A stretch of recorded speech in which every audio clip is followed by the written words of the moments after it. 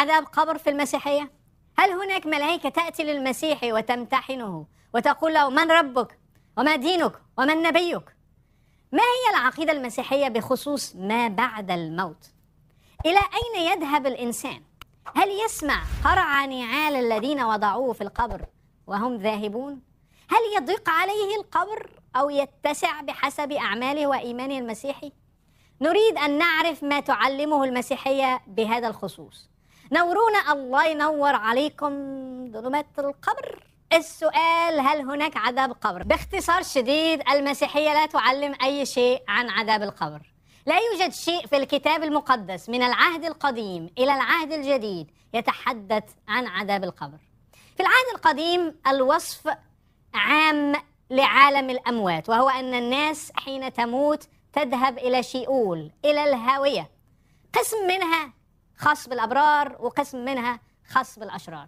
وفي العهد الجديد نتعلم أن الأبرار كانوا هناك في الهاوية منتظرين مجيء المسيح لكي يأخذهم معه.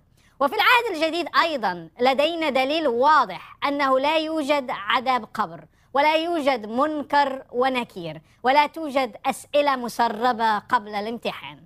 فالمسيح حين خاطب اللص الذي كان مصلوبا إلى جانبه قال له السيد المسيح: الحق أقول لك إنك اليوم تكون معي في الفردوس.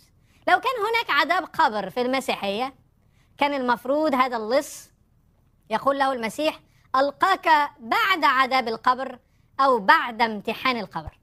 طيب، إذا لم يكن هناك عذاب قبر، ما الذي تعلمه المسيحية عن حياتنا بعد الموت؟ ماذا يحصل لنا؟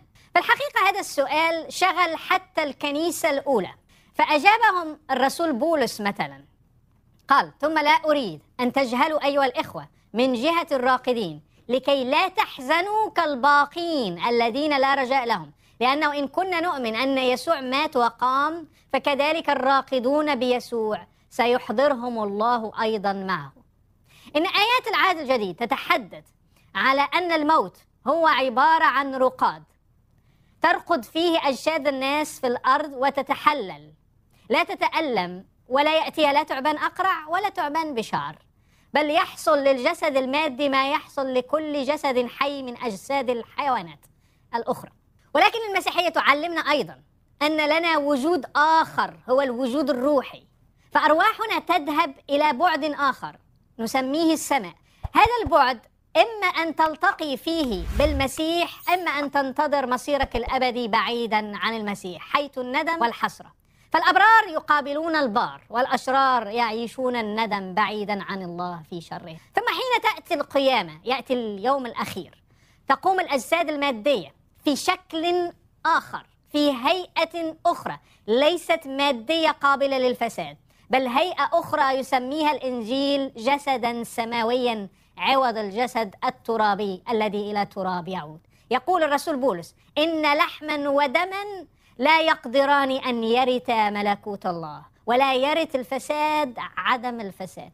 وبالتالي فهو يقول صراحة إن الأجساد التي تقوم يوم القيامة ليست من لحم ودم، بل من شكل آخر لا نعرفه الآن حق المعرفة، شكل مغاير ومختلف.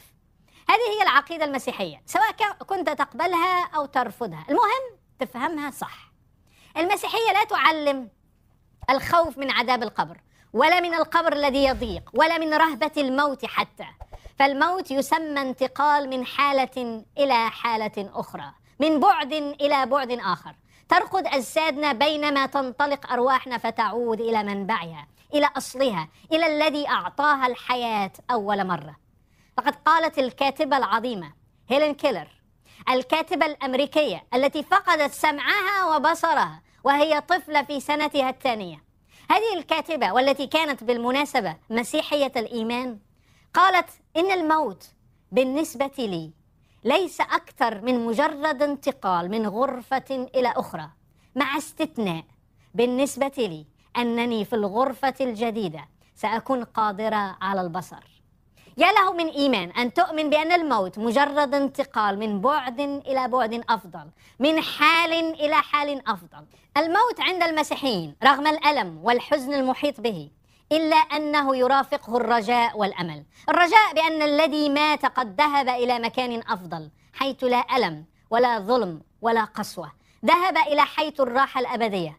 ولذلك تجد المسيحيين يقولون عادة أن الذي ذهب قد ذهب عند يسوع، ذهب إلى منبع المحبة والرحمة، إلى الذي فاض بالمحبة إلى جميع الناس. من المهم أن يتحرر الإنسان من الخوف من الموت، وأن يتحرر من الخوف مما يأتي بعد الموت.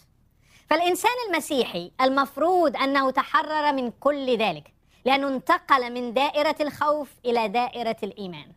فالخوف يوجد في محضر الشر لا في محضر الخير. لذلك يقول الرسول بولس متحديا الموت: أين شوكتك يا موت؟ أين غلبتك يا هاوية؟ بمعنى أنه لا يخاف الموت ولا يخاف الهاوية مكان الأموات. ولذلك الكثير من المسيحيين يزينون القبور بالورود، ويقومون بمراسيم تحاول إدخال البهجة حتى وسط أجواء الحزن. يحتفلون بذكريات الراحل أو الراحلة، يحتفلون بإنجازاته ويرنمون في جنازته، لأنه في نظرهم ذهب إلى مكان الفرح والسعادة الأبدية، بعيدا عن الشقاء والمعاناة والمرض والألم الذي نعانيه في هذه الحياة. الخلاصة أن المسيحية تحرر الإنسان من الخوف من عذاب القبر. والكثير من الناس الذين اعتنقوا المسيحية قد اختبروا هذا التحرير. لم يعد القبر هاجسهم، لم يعد الخوف يتملكهم، ولم تعد تلك الأسئلة ترعبهم، ولا ترقب ذلك الامتحان العسير يؤرقهم. لا عذاب قبر مع المسيح. حلقتنا وصلت للنهاية. كالعادة أشجعكم على التعليق ولايك والشير، وألقاكم بألف خير.